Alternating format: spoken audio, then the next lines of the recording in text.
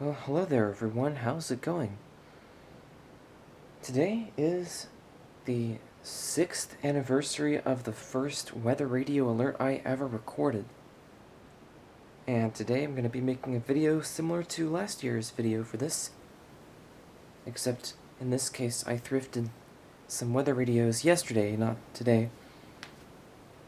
But even though they're nothing too rare, I am pretty excited about these finds.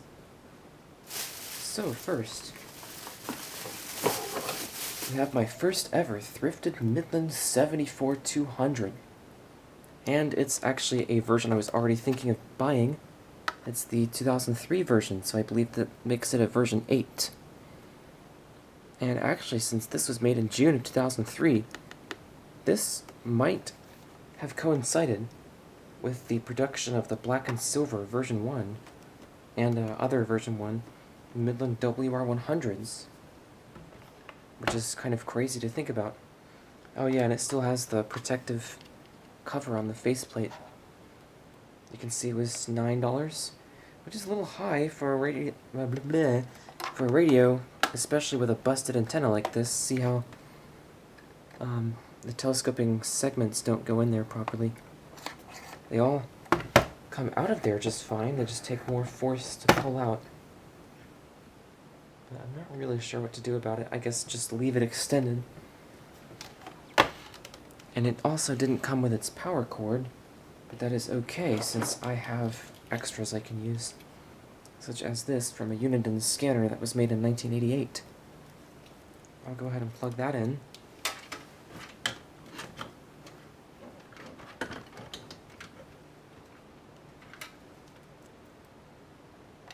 And then I also found this RadioShack 12250, one of my all-time favorites. And this was priced at $11, but was thankfully half off. And we've got a zip tie. Let me just go grab some scissors.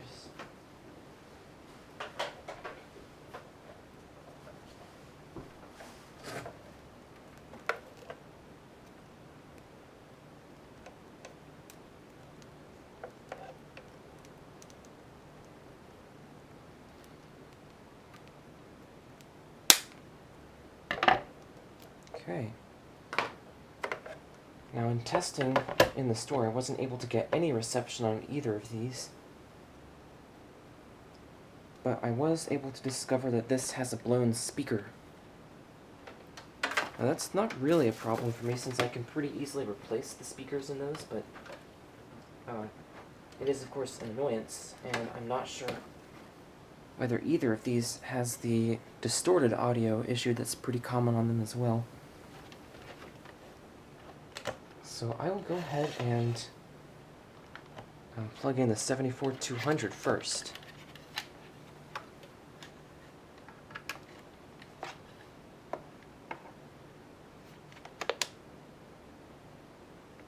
Okay, there it goes. Now let's get that programming door opened up there.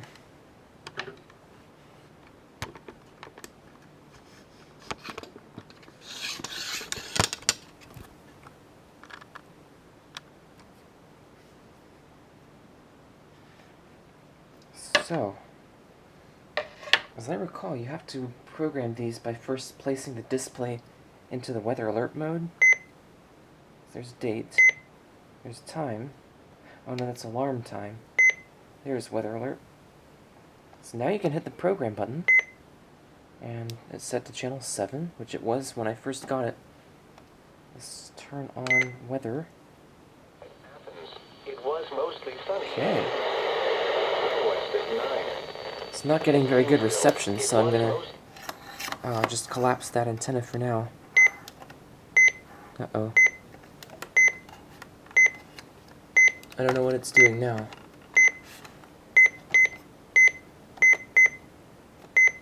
What in the world?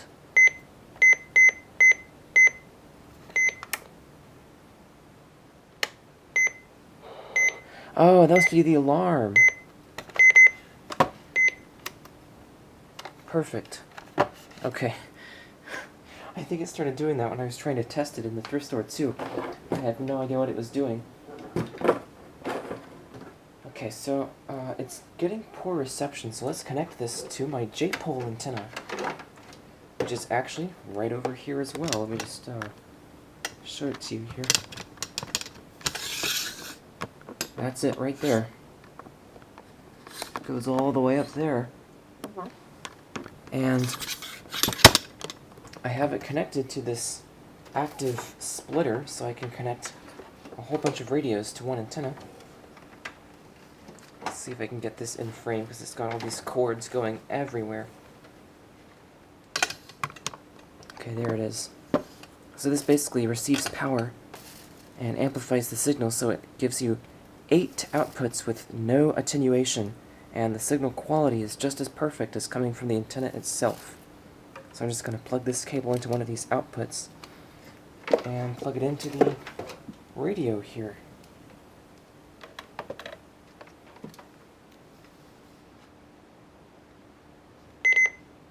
Let's turn on weather. Oh crap, I turned off weather. Okay, so that's much better. And now the extended forecast. Saturday. Good, it doesn't sound like it has the distorted audio issue. Storms likely. Alright, let's program this. Lows in the low thunderstorm. It was 75. Wind northwest at 22, gusting to 30. At Cartersville. Seems to have very perfect sounding audio. Nice. At Augusta, it was mostly sunny and 96. Wind west at 8, gusting to 23. Hancock, Hawkins, Jefferson, Johnson, Knox, Loudon, Marion, McMinn, Meigs, Morgan, North Sevier, Northwest Blount, Northwest Carter, Northwest Coke, Northwest Green. Okay, I don't know what it's reading there. That's KXI-22 reading some kind of massive product for Tennessee. Smoky Mountains. Probably a heat advisory, I don't know. Southeast Green, Southeast Monroe, Sullivan, degrees. Here's KXI-81. It was mostly sunny. The temperature was 96 degrees. Reception isn't too great on it right now for some reason. Nothing on channel 2. And pretty terrible reception on channel 1 for some reason. That's weird. 12-8 p.m. today. So I'll just keep it on my main. Alright, voice, that looks good. And it's got the all counties code programmed in there. And by the way, I've noticed a lot of people reporting that these things don't work properly with this all counties code, and I may have figured out why. It's probably entirely possible that the decoders on these do go bad, but I think I figured out what the problem is, because almost everyone I've heard talk about that, or seen talk about that, says that just programming in all the counties for their station makes it work properly. So I was reading in the manual for this yesterday, and I saw it say that if you have the all counties code, 999999, that code cannot be in the menu with other codes. So let me just make sure let's just make sure that's the case.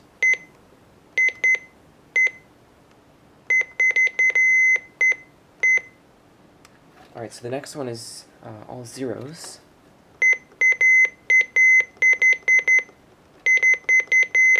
Yeah, so I just went through everything is all zeros except that one first code there. So that's the problem. If you have one of these that's not working properly with the all nines code for all counties, make sure you don't have any other codes programmed in. Make sure all the other memory locations are set to just all zeros. And that should hopefully solve that problem. So now I think that's about it. Let's just set the date and time. So it says it's 12:05 a.m. and it's actually 2:19 p.m. Okay, I'm just going to turn that off.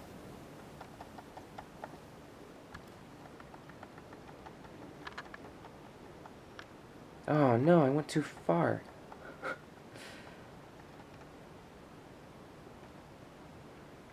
Okay, that looks good. Now to set the date.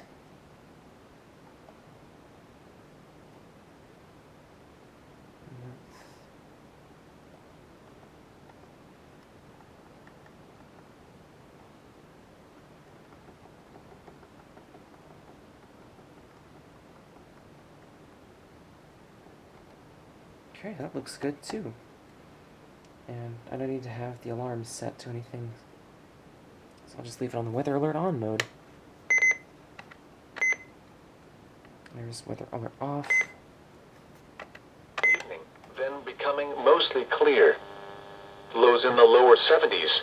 It's getting some West winds buzzing up to 10 interference. miles an I hour. believe that's from Friday, mostly this sunny. telephone here. A chance of thunderstorms and a slight chance of showers in the afternoon. Yep. Highs in the lower 90s. West winds 10 to 15 miles an hour. Chance of Okay. rain 30%. Friday night, partly cloudy. And then, oh yeah, the last thing I was going to do is check the battery. Let's see what kind of battery there is in here. Oh yeah, the alert tone volume. Alright, that's turned all the way up. Okay, there is a battery in here, but I can't stop pressing the snooze button. It's an Energizer battery, so it probably hasn't corroded. And yep, doesn't look like it has corroded. Is there a date code on this thing?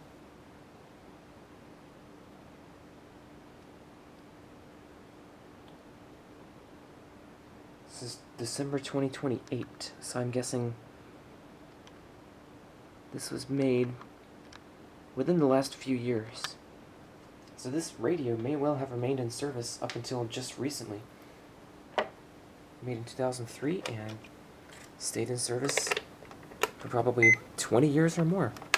And it still works great. At least it appears to.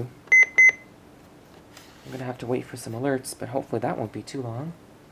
So now, let's check out the RadioShack.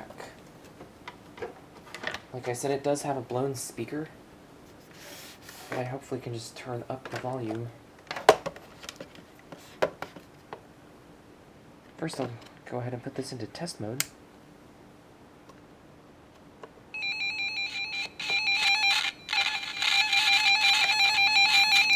Volume controls could definitely use some deoxit too. So that's as loud as it goes. That's not too bad.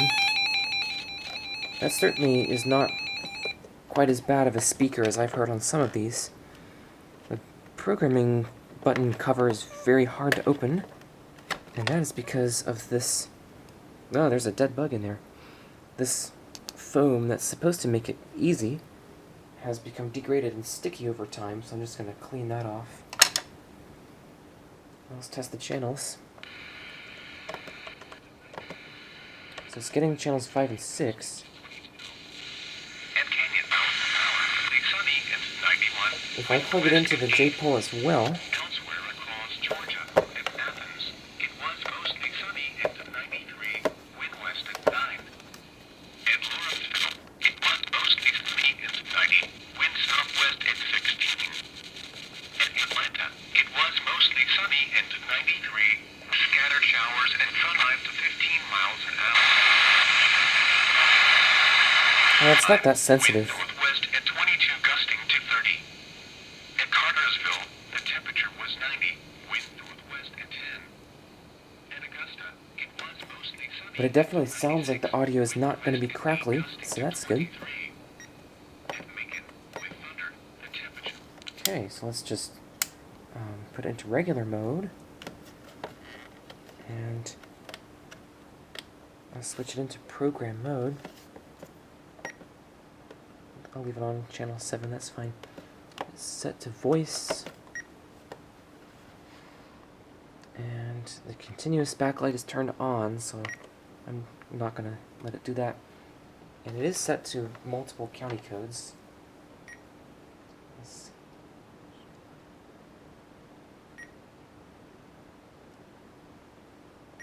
Oops.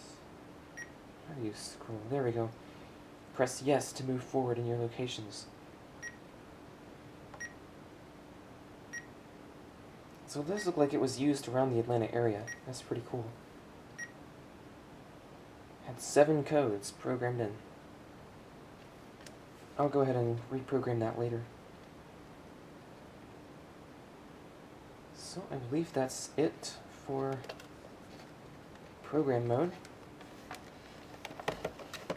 Now I'll switch it back into normal mode, or operate mode.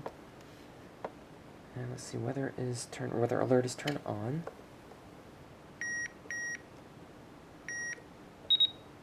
That's still nice and loud. I don't know why they made that invalid button beep so loud. The temperature was 90, wind northwest at 10. In Kennesaw, it was mostly sunny at 91, wind.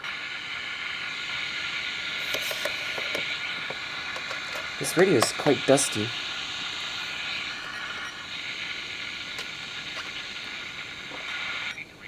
Wind variable at 6 gusting to 12.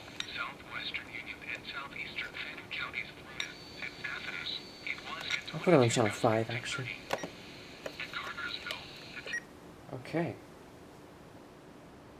So, then in addition to those, I actually found some power cords. There's not much special about them, I guess, just with one, I thought it could come in handy for some VTech telephones because of this really small plug size and the unusual voltage. It's 7.5 volts DC. Oh, actually, it's center negative. Well, I think some weather radios take a center negative plug, so maybe I can use it for that. And there's also a Panasonic phone plug that I found. That's always handy. So that's going to be it for this video of my 2 weather radio thrift store finds from July 8th, 2026. Celebrating my 6th, or the completion of my 6th year of recording weather radio alerts. Thank you for watching.